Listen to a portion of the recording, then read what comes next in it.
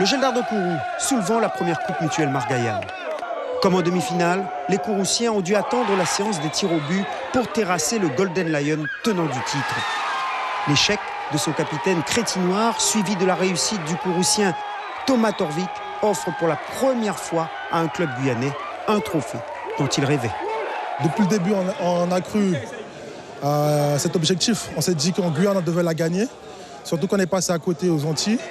Une victoire construite en première période avec un début de match où les Kouroussiens contrent et ouvrent la marque à la 26e minute par le revenant Joël Sarukou.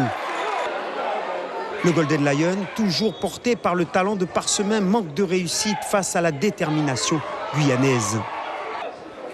Il faut attendre l'entame des 10 dernières minutes de jeu pour voir les Martiniquais égaliser suite à ce coup franc surpuissant de Parsemin que le Roi ne parvient pas à repousser.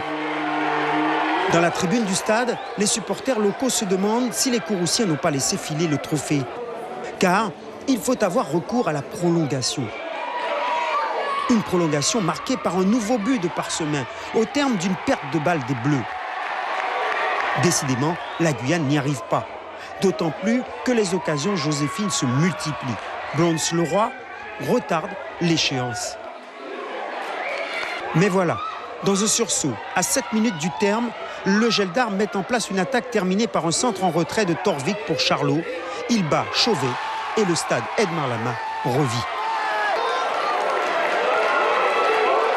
On avait la possession, on avait le jeu, on avait les occasions.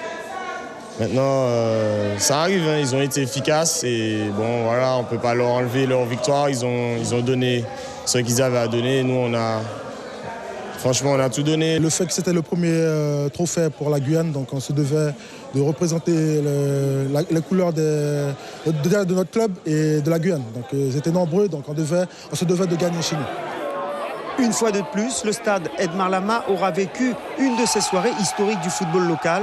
Le champion de Guyane, le Geldar de Kourou, inscrit pour la première fois son nom à ce qui pourrait s'apparenter à la Champions League antillo-guyanaise. Suivez l'info sur Guyana Première, télé, radio et internet.